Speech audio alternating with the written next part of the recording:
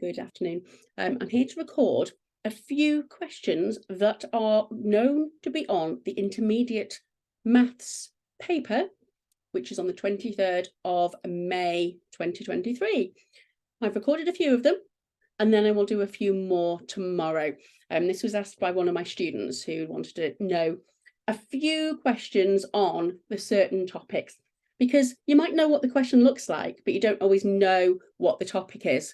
You know, I take those things for granted sometimes. It's just like, well, yeah, it's that question, but I've been doing it a long time. So what I'm going to do is I'm going to share my screen in two. So I've got a lesson in PowerPoint. So what I've done is I've brought a few questions from the WJEC Intermediate Maths paper from last summer, 2022. These are all pretty generic questions and were freely available on a website, so I'm sharing them now. So one of the first ones was, what is a fraction of an amount? So I was trying to think, okay, so I've just looked for a question which was a percentage or a fraction of an amount. So 15% of 280. Now, look out for the word of, replace it with times, multiply. I'm probably not going to go through these in as much detail as I might do on some of my lesson videos, but there are still a few kind of builds in there so we can kind of take it step by step. So when you see percent out of 100, so always remember you can write a number 15% as 15 over 100. Another little thing I'll add in there for your revision is that line between the numerator and the denominator, the top and the bottom of a fraction, is out of, is also divide by. So think of the words and the language that we use and think about what that means in terms of how we calculate, okay? So 15% is 15 over 100, and then of times 280. Now, this question was on a non-calculator paper, and when it's non-calculator, you have to show that you know how to use the written methods of maths. And by that, I mean sort of arithmetic, adding, subtracting, dividing, multiplying with fractions, decimals, and just straight numbers, okay? So all I've done is when we multiply those two together. In theory, you might have, say, 28 over 1. Sometimes people like to show that.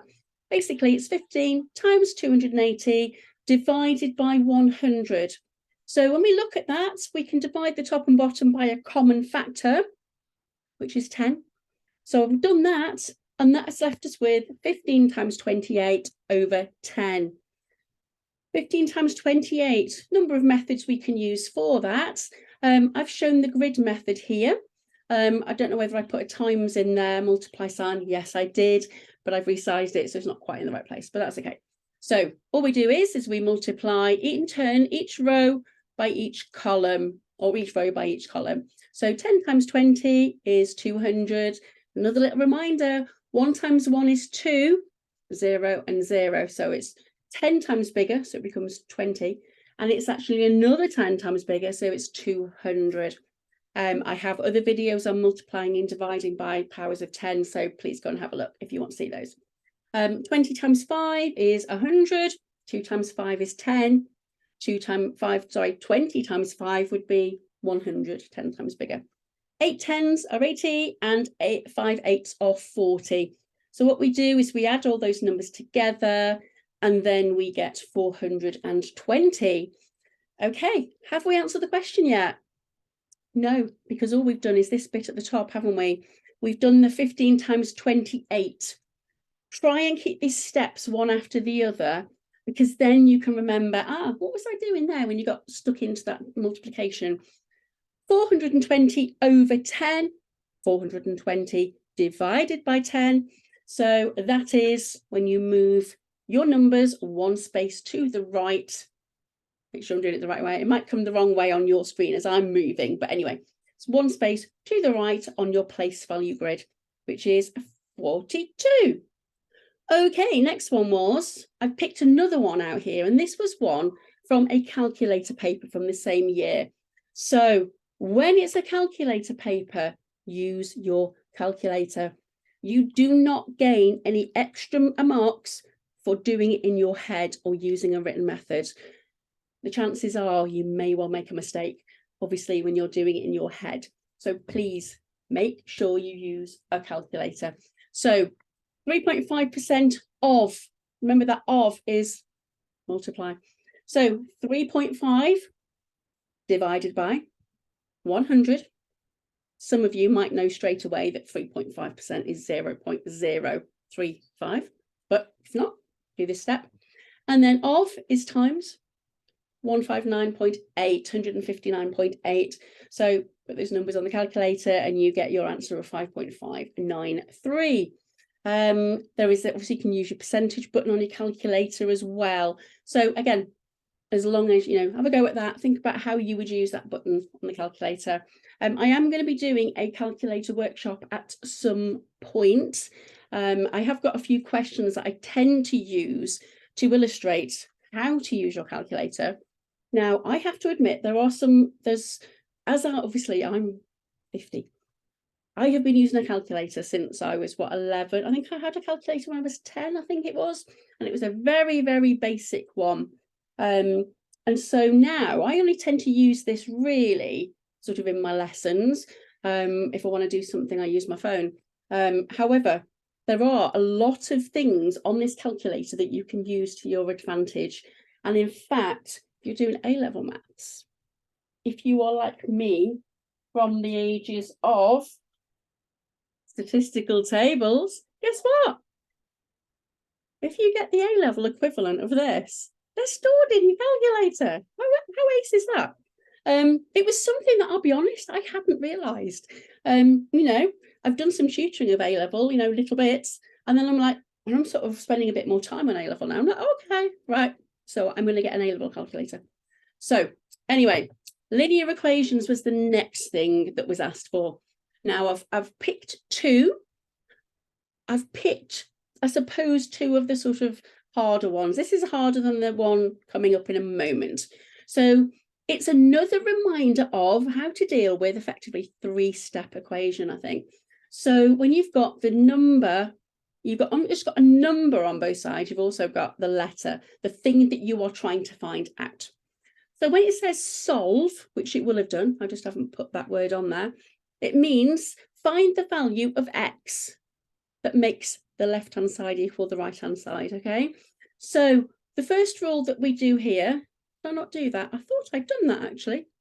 I thought I had. No, maybe not. Maybe I haven't then. Okay. Your first thing that you do is you look at your value, your x, or the variable that you're looking for.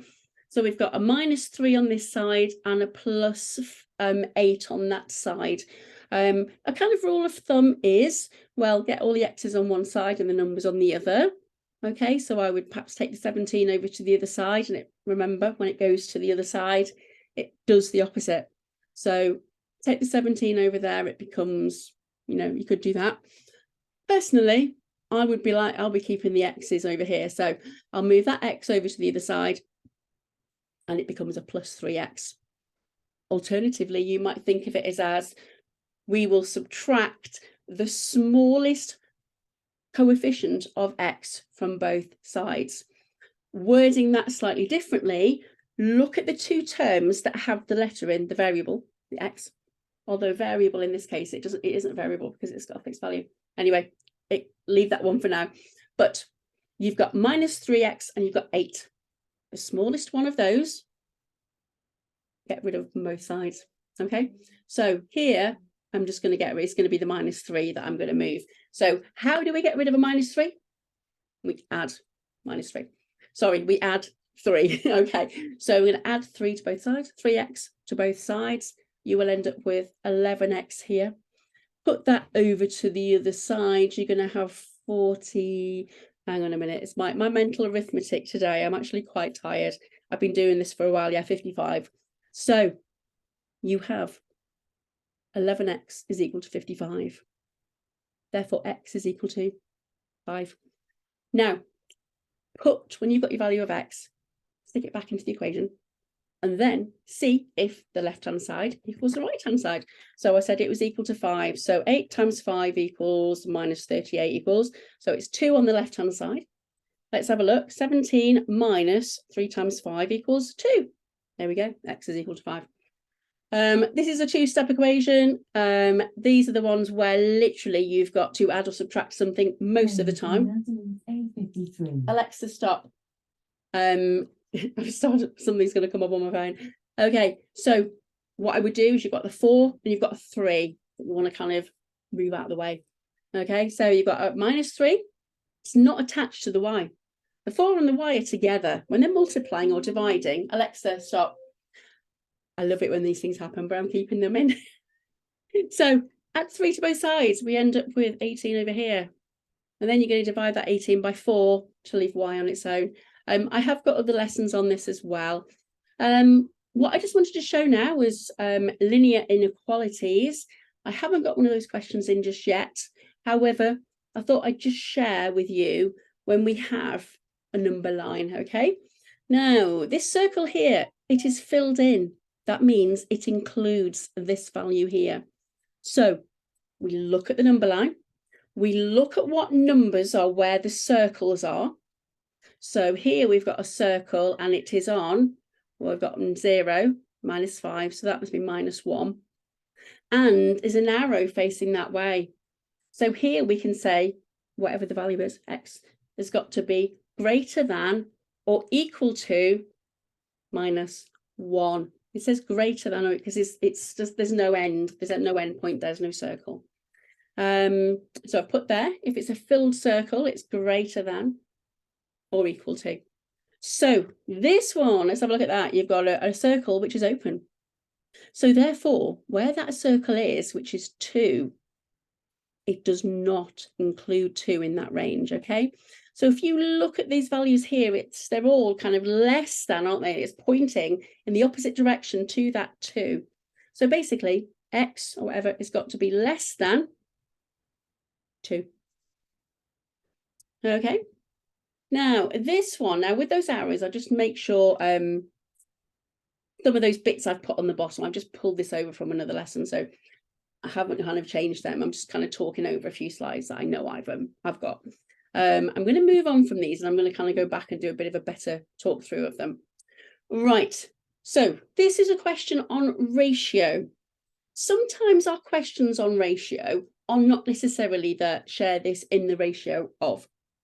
Sometimes ratios can come up in other questions.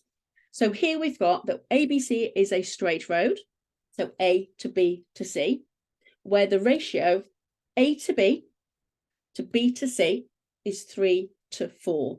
So for every 3 miles there are for A and B, there are 4 miles for B to C. Calculate the length of BC, give your answer in miles. So this kind of covers off 2 topics, ratio and converting between an imperial and a metric measurement. So one of the things I also talk about is write any measurement on a diagram when you find it.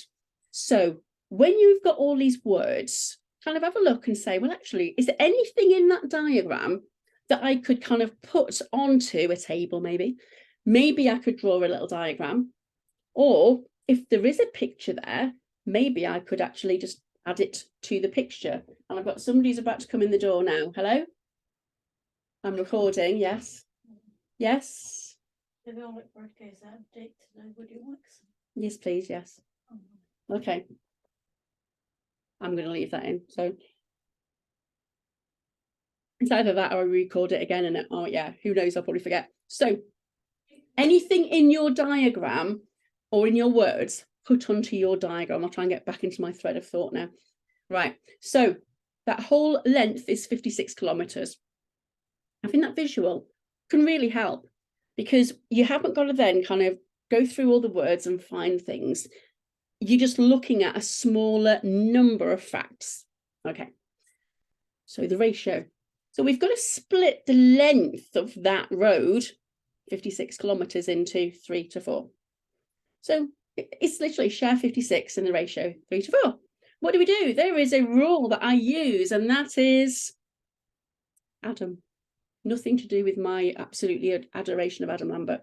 However, I always find it's quite helpful, and I love it when I see students putting ADAM on. It makes sense now. So A for add. We add the two numbers in our ratio. So 3 plus 4. Obviously, I put them in a slightly different order. I didn't reorder them afterwards. I'll talk over it. So 3 plus 4 is 7. So what we're doing is we're saying, well, how many parts have we got to split this big thing into? So we've got 3 parts plus 4 parts, which is 7. Okay. So the next one is divide.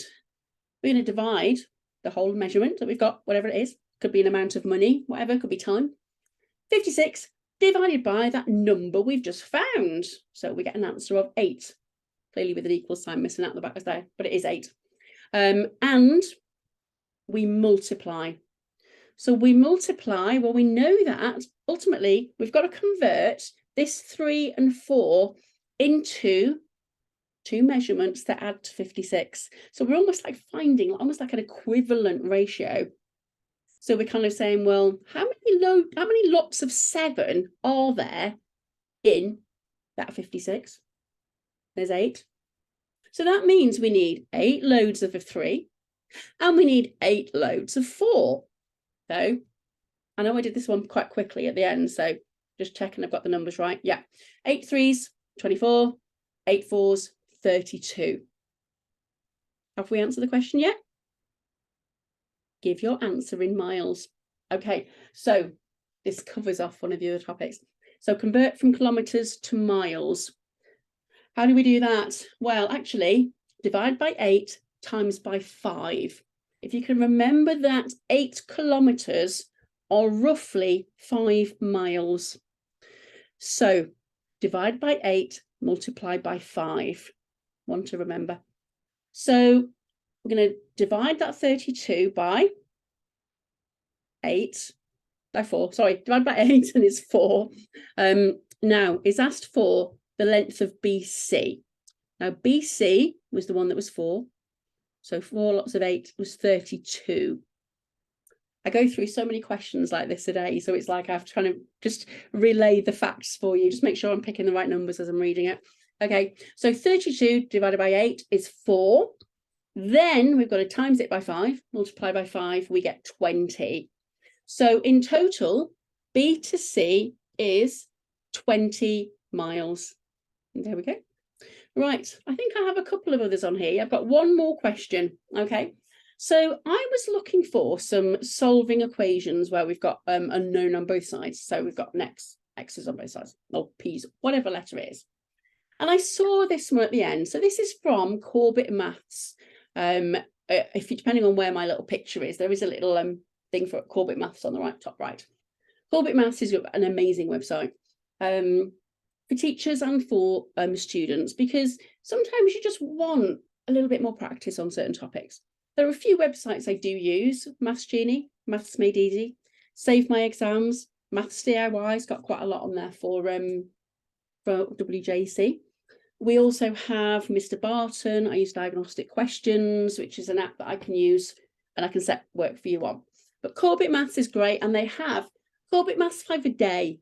Every single day of the year, they have a set of 5 questions for, like, I think, different levels. There's about 5 different levels. Okay, could be like if you're like kind of a grade 1 or 2, then there's like if you're looking for a 3 or a 4. If you're looking for like a grade of 5 or a 6, roughly 4, 5, 6, so you're like foundation plus. Note these are based on the England levels, because foundation in Wales, maximum grade is a D. Foundation in England, foundation goes up to a grade 5, which is roughly a sort of a low B. Okay, so obviously I can help with any comparisons. So looking at this question, what can we see? What do we know about it? Okay, so what do I know? So before I even think about this, what it's saying here, I'm looking at the question. I can see there's variables there. There's X's, letters. How many people would just, oh, it's letters, I can't deal with that. Okay, listen to what I've got to tell you. Let's see, work through it. So shown is an isosceles triangle. what do we know about an isosceles triangle? Because that's what we do. We look at a question, try not to be put off by all the little detail with the letters. What do we know about it? What are these two lines here? Now, in shape, you have a line like that to say they're the same length, and you've also got, when you've got arrows, if it's arrows, it's parallel. If it's the two lines, it means they're the same length. If you've got a shape maybe like a rectangle or like a rhombus, or sorry, a rhombus, actually a parallelogram or a kite, you've got two pairs of sides that are the same length. So if you've got two that are the same length, they'll have the one dot dash. If there's another pair that are the same length but different, they'll have two lines on them. So two sides have the same length, as do the angles that those sides make with the third side. Slight little, it's one sentence, so that T should have been a small t, but it automatically puts it in. I just pulled this together quite quickly this evening. So those two sides are the same length. So therefore, explaining why 4x plus 15 equals 3x, 33x minus 2x, 33 minus 2x. I'm nearly coming to the end where I'm stopping. So, well, they are, because that length is the same as that length, because it's an isosceles triangle. That's it. Okay. So next thing is, I've just sort of stated the factor. Part B, find x. Now, I don't know whether you've seen one of those. It's like, where is x? Well, it's here. I just thought, just a little bit of a laugh, bit of a smile for you there. Okay. But yeah, actually, it's like, find out what the value of x is. What word tells us that? Solve. Okay. So we know that that is the same as that. So we're kind of using what we've already established. So it's like, what do we know? We know those two sides are the same length. Okay. Is there any maths I can do with this now, this in the red? Well, this is the one where I actually did solve that equation. So we've got a 4x and a minus 2x. I'm always inclined to kind of cancel out the minus one and add 2x. So basically you're sending the minus 2x to the other side and it becomes a plus. Okay. So, and that depends on how you interpret solving equations. There's lots of other ways of doing it.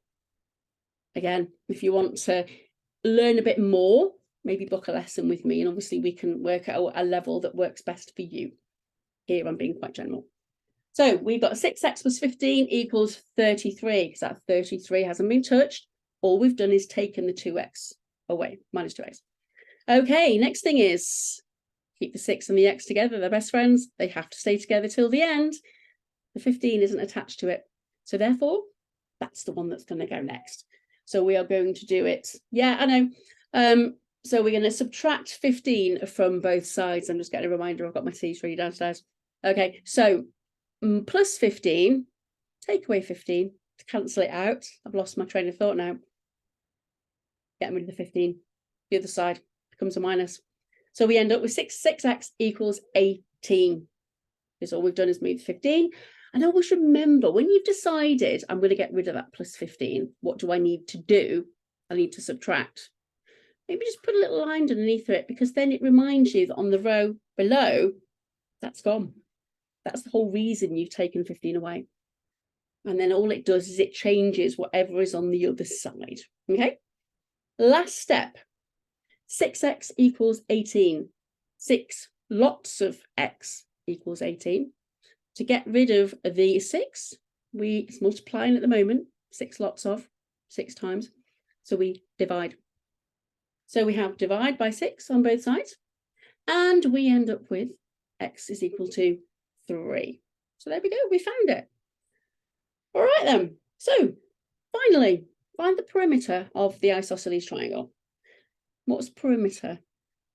Now, in the lead up to any exam, make sure that you know what your words mean. There's a lot of literacy in maths. There's a lot of literacy in any subject, okay? So make sure you know your words, almost like get some little cards and say perimeter, distance around the outside of the shape. Some people say, oh yeah, it's the outside. Okay, what do you mean? Be a little bit more specific with what you mean by it's the outside. It is the distance around the whole of the outside of the shape. Okay, so I'm just going to show you. There you go. those 3 there. So I do this on another slide. So we've got 33 minus 2x as 4x plus 15 plus 5x. Some people say, well, we don't know what these lengths are. And one of my other things is, well, what do we do if they were numbers? So if you knew that was 5 and that was 5 and that was 6, what would you do? Well, I'd do 5 plus 6. Okay. We're just doing whatever that number is. We're just saying it's that length, whatever it is, plus that length, whatever it is, plus that length. But we also know now that x is equal to 3, don't we? So therefore, we can substitute in 3 into there. 2 lots of 3 is 6. 33 minus 6 is 27. Now, we also know that these two are the same length, so we could just say plus 27. Or substitute in x is equal to 4 there. So we've got x equals 3. 4 lots of 3, which is 12, plus 15 gives 27. That's good. That works. And then you've got 5 lots of x. So 5 lots of 3, which is 15. If you add all those numbers together, you get a total of 69. Now, when I wrote that, I looked and I thought, oh, don't actually know what the units are, because it doesn't say what the units are, okay? So, you know, we don't know it. Now, in your exam, you would generally have units, so make sure that you put your units into. Some exam boards will actually just put the units on in the answer place for you. Just double check. So if you don't, it might say state your units, because you will get a mark for that. Each question has a certain amount of marks and what it's looking for and what it's going to give you marks for. Okay, so I'm just going to stop sharing now and just finish that. So I'm going to go off. I'm going to have my tea. I'm going to turn this off and let it compile, and then I'm going to send it off to the person that wanted to see this. And I will also share it for some others to see as well. So there'll be a few more coming tomorrow, but take care. Thank you very much. Bye-bye.